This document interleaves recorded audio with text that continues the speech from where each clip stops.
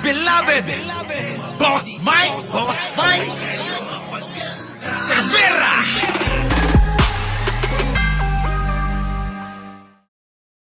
Magandang umaga, magandang hapon at magandang gabi sa amandako ng mundo. Naroon kayo. Siyempre, magandang buhay na rin para sa ating lahat. Oo, eto na mga boss. Okay ha, dito muna tayo. Yung sinasabi ni Director General na Lasso na sinungaling ako. Oh, sinungaling daw siya. Eh, totoo naman eh. Oo, boss ha. Oh, pasok. Yung sinasabi ni Director General na Lasso na sinungaling ako.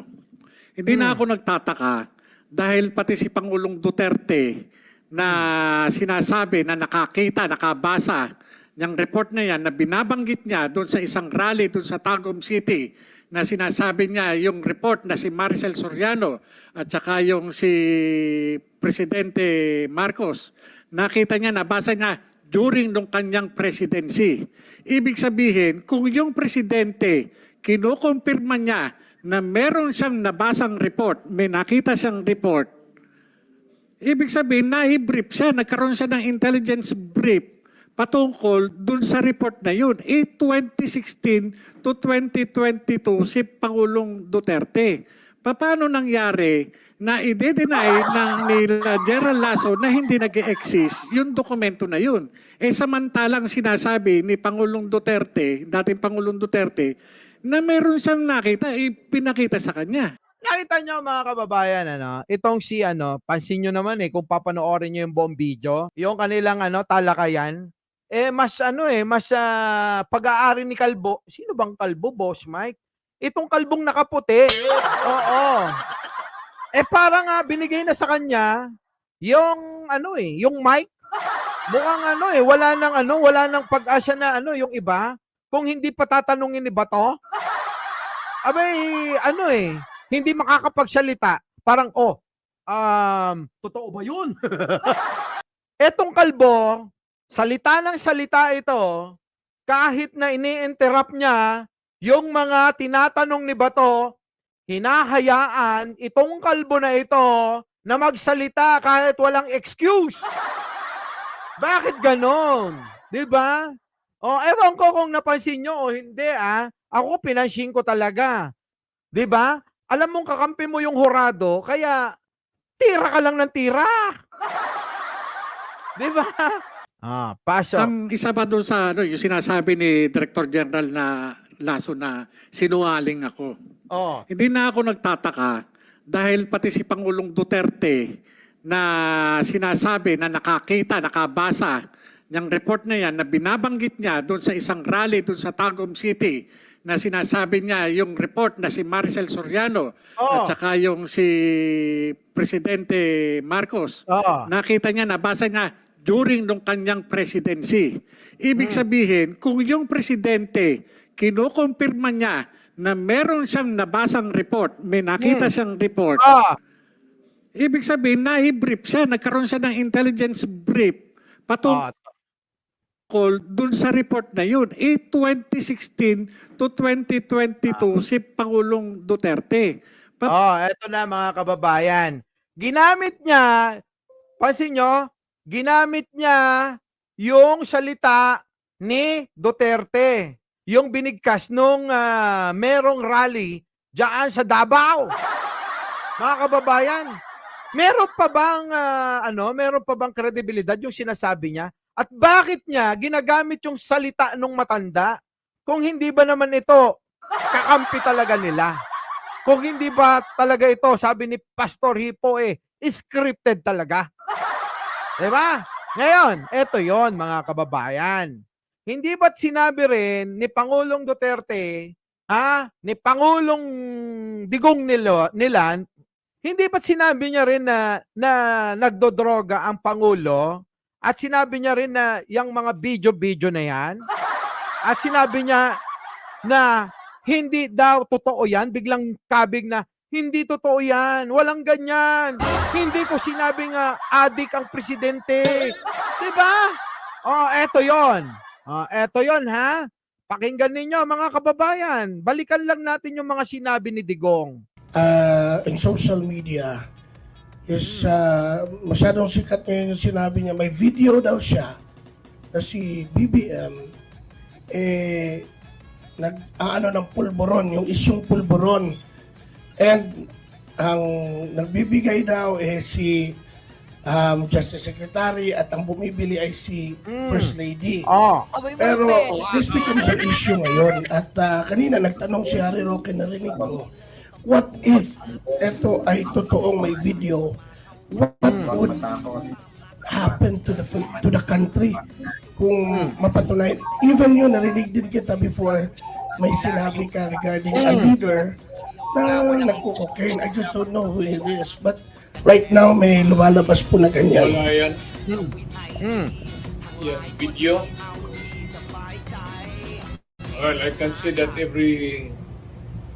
hindi lang leader, leader dito, maraming mayor dito nagpo-cocaine. Ulit, wala yan. Leader dito, maraming mayor dito nagpo-cocaine. Hmm.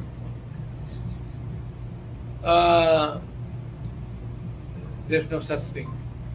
Kasi kung nandyan pa yan, matagal There's na no lumabas such thing. Kung meron yan, matagal nang lumabas yan. O ngayon, mga kababayan. Vlogger, Meron- Maharlika. Si Maharlika nga yung source nyo. O, di ba? At etong si Kalbo, sino ang sinasabi niyang ididemanda niya? Si Maharlika daw, ididemanda niya. Eto ngayon mga boss, hindi lang yan na sinabi ni Pangulong Duterte nyo. Bakit? Di ba sinabi niya na wala kong sinabing nagdodroga si Bongbong Marcos. Kayo naman, kahit 1,000 beses nyong itanong sa akin yan. Wala akong sinabing ganyan. Di ba sinabi niya yon? So anong sense netong sinasabi ni Kalbo? Na i-deny sa Tacom City na sinasabi niya yung report na si Maricel Soriano at saka yung si Presidente Marcos, nakita niya, nabasa niya during nung kanyang presidency. Ibig sabihin, kung yung presidente kinukumpirma niya na meron siyang nabasang report, may nakita siyang report, ibig sabihin, nahibrief siya, nagkaroon siya ng intelligence. Bobo ka nga kasi. Gagamitin niya yung sinabi ni Digong. Sinabi ni Digong yun. Na si Digong isa ring sinungaling. Na pinasinungalingan niya nga. Na hindi nga adik ang Pangulo eh. Kalbo ka. Diba? Yan. Hindi Pakinggan nyo. ba ikaw ang nagbigay ng papel na yun kay... No, Your Honor, hindi po. Kaya nga po sabi ko, dapat managot. Ultimo yung Maharlika, gusto ko siyang idemanda. Kasi nga, Unggoy! Gusto niyo daw i-demanda? Eh di ba nagpa-interview ang unggoy na to?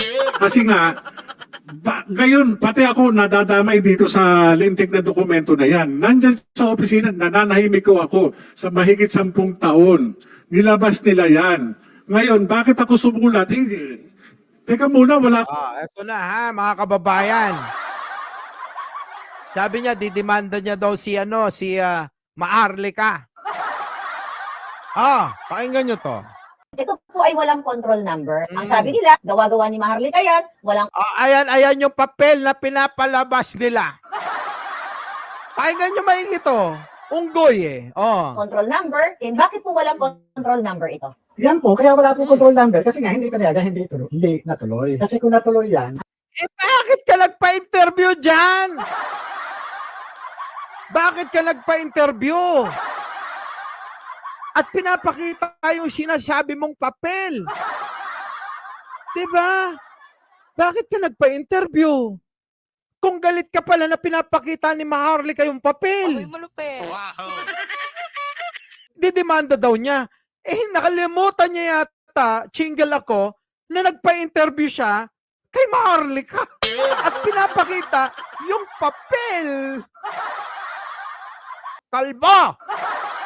after na mapirman, saka po namin dadalhin yan sa National Operation Center. Doon sa aming Plans and Operation Service para doon sa, magbibigay sila ng Certificate of Coordination. Lalagyan po ng control number yan. Pero hindi lang naman ngayon lang nangyari yan, dyan sa kaso na yan, marami na rin yung pagkakataon din kami noon na hindi talaga natutuloy, hindi pinapayagan ng ng Deputy Director General for Operations. Kung ano man yung motibo, hindi, saka na po natin i-discuss. Oh, kita mo? Saka na po natin i-discuss. Narinig nyo? Saka na po natin i-discuss. Ibig sabihin mga boss, may part 2 pa. O ngayon, nabukelya na sila sa kanilang script. Tapos yung mga tao naman na naniniwala dito na nagpapanggap ng mga matatalino, abay, ginawa pang bayani itong kalbo na to. Hindi ba ikaw ang nagbigay ng papel na yun kay... No, Your Honor, hindi No. po. Kaya nga po sabi ko, dapat managot. Ultimo yung Maharlika, gusto ko siyang idemanda. Kasi nga, gayon, pati ako nadadamay dito sa lintik na dokumento na yan. Nandyan sa opisina, nananahimik ko ako sa mahigit 10 taon. Nilabas nila yan. So kung ididemanda mo, paano yan? Si Bato din. Pinapa-attend sa hearing. So paano na ngayon to? Bato. Kung ilang senador andito ngayon, nakaupo, kung nakikinig ka ngayon, Marlica, sino lang ang senador andito ngayon, nag-hearing? Ikaw lang, kasi ikaw lang may pakana niyan eh. Ayaw nilang makisali sa moro-moro nyo.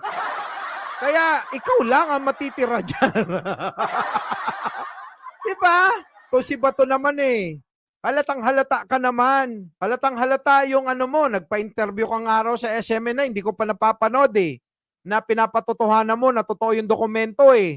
So ibig mo sabihin, sinungaling yung mga taga-Padeya? Imbis na yun eh, kasama mo, matapos mong pore-porehin yung ilan dyan sa PDEA, kesyo yan ay mga tao na talagang gumagawa ka mo ng kanilang trabaho, matapat sa tungkulin, kamo, biglang ngayon, sinungaling na sila. Diba? Kung hindi ka ba naman lokong kalbong senador talaga. Diba no? Why? You ask yourself. Kung sinong senador lang ang gustong malaman ang katotohanan. Naknapating na, biruin mo! Si Bato, dahil doon, siya irrelevant naman sa hearing niya, na tong si Maharlika ay nag-post, binasa niya yung post, di nakakuha uli ng palibago, teka magamit nga ito, para naman masabi ko at matira ko yung mga kasama kong senador. Oo, di ba? Kita mo, Maharlika. Ha? Post ka pa ng ganyan. Dahil ano yung post ni Maharlika? Oy, Senator Bato, hindi kami ni Morales ang kalaban. Yung bangag na Pangulo, ganun-ganun, di ba? Ngayon, nakuha pa ni Bato na, na tirahin yung mga kasama. Kung si Bato talaga, alam nyo yung mga style no? I know you're monitoring right now. Kung mahilig ka mang baboy sa ibang tao, huwag mo kong samang babuyin dahil hindi ako tatahimik dyan sa ginagawa mo. Ito na, nagalit na sa akin si... Sir.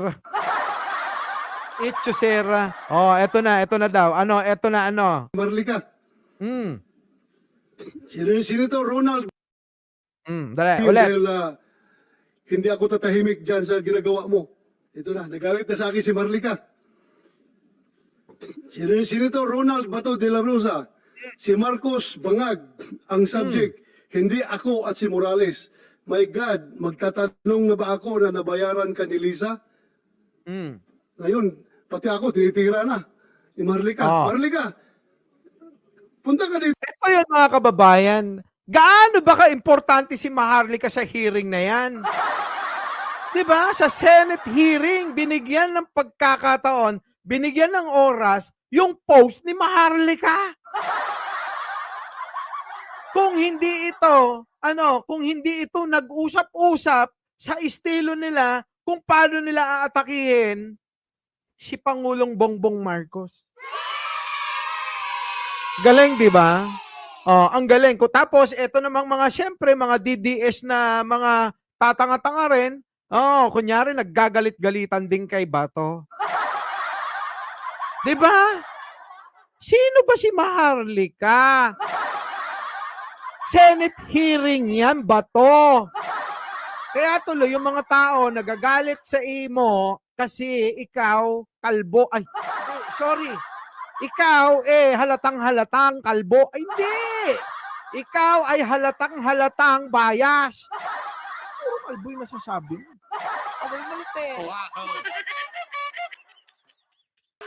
Diba? So, Maharlika, kunyari, tinira ka ng 2 kalbo.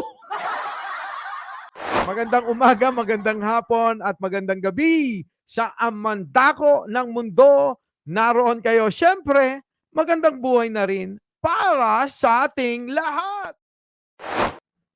Our beloved Boss Mike Cervera.